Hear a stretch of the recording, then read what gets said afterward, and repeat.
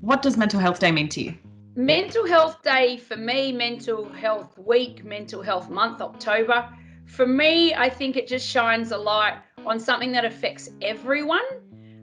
Whether it affects someone that you love or affects you directly, I think it's a really good opportunity for people, businesses, families to have a platform to discuss mental health. Because I think there is definitely still stigma attached because, it's not something that used to be spoken about. You just sort of power through and it isn't discussed. So I think having the month, having the week, having the day is really important. I'm really lucky we talk about our mental health very openly in my house between myself and my husband and our two children.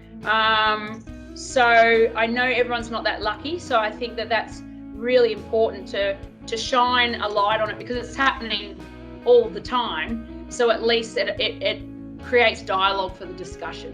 What steps do you take to stay on top of your mental health? So look, steps that I do, I have always had a lot of friends that have suffered from mental health. So I've really been a supportive friend, I think.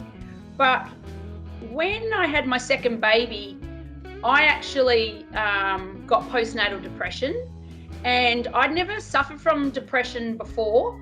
And so it actually affected me directly. So it's forced me to actually make changes in my life. And I think by going through the postnatal depression, it actually allowed me to realise on a deeper level what people that I love go through all the time. So for me, my journey hasn't ended there. I now have things happen to me, whether it's anxiety or panic attacks since I had postnatal, and I have to work on that all the time. I see a psychotherapist. I find psychotherapist works way better for me. I think there's a bit of a hippie female element to a psychotherapist, which really resonates with me. But everyone's different. I don't need medicine help. At the time I did, but I don't need medicine help with my anxiety anymore. So for me, working with my therapist and the journey of life through to death and all that component and dealing with trauma has been really helpful for me. I like to exercise as well. I used to love exercising when I was younger. And then I got really busy being a mum, and COVID has allowed me to exercise again. I'm doing 6 to 10 Ks, closer to 10 Ks walking every day. And I started doing that because my mum passed away on the 4th of July in a nursing home. So we haven't been able to mourn her properly or have a service or anything properly yet. So the walking's really helped. And I can't go to the gym. I love pumping weight. It makes me feel strong. It makes me feel clear in the head. So the walking has really helped. And I'm also focusing better on eating healthier, which I find gives me clarity in my brain. Still have like one day, generally a week cheat day, but it's more like a reward rather than it being all-encompassing, which it was when I was suffering from my depression. So health, therapy, and be kind to yourself as well. How has your mental health been affected during COVID? Just to reiterate, obviously, what I said previously, first round of COVID, I think I was doing okay. And then my husband's foster mum passed away. And then 4 weeks later, my mum passed away. My mum had Alzheimer's, so was in a home. So when someone has Alzheimer's, they say that the person you love dies twice.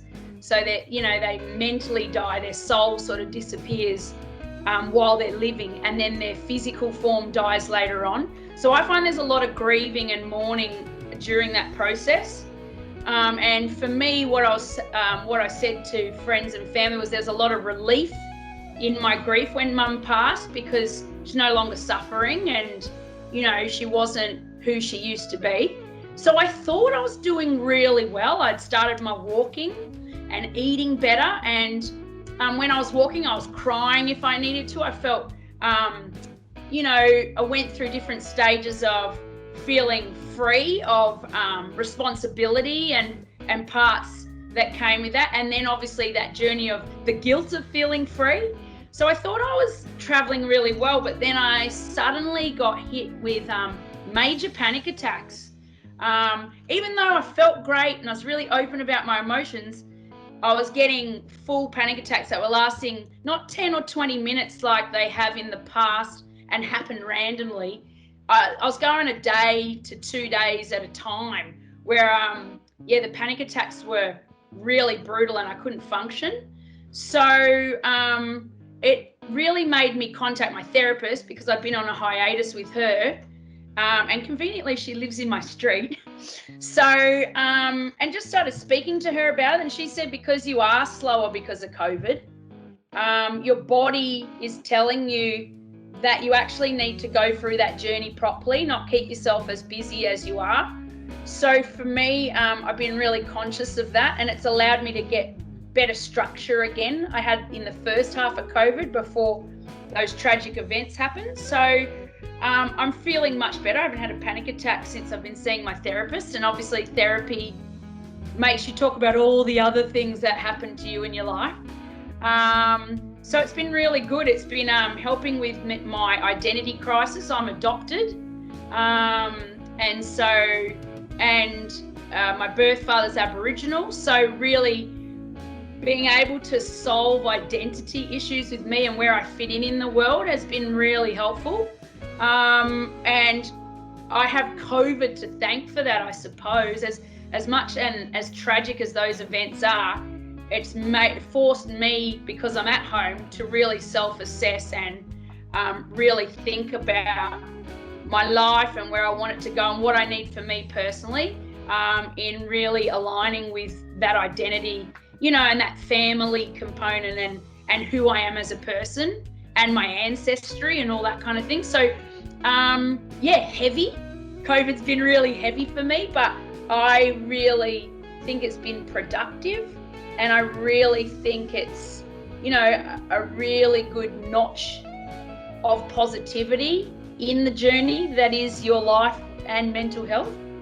What would you say to others who may be struggling at the moment? Look, I think it's not just COVID that forces people or makes people struggle is probably the better terminology. I think people are struggling all the time.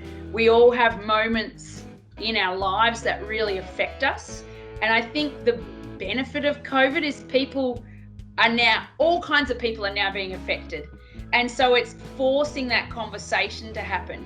And I know it's cliched, but speak to someone. If you can't speak to someone in your family, call a friend, call, an expert in that field. Don't take no for an answer. Don't take you're going to be okay or harden up or anything like that. Know that there's other people that understand what you're going through.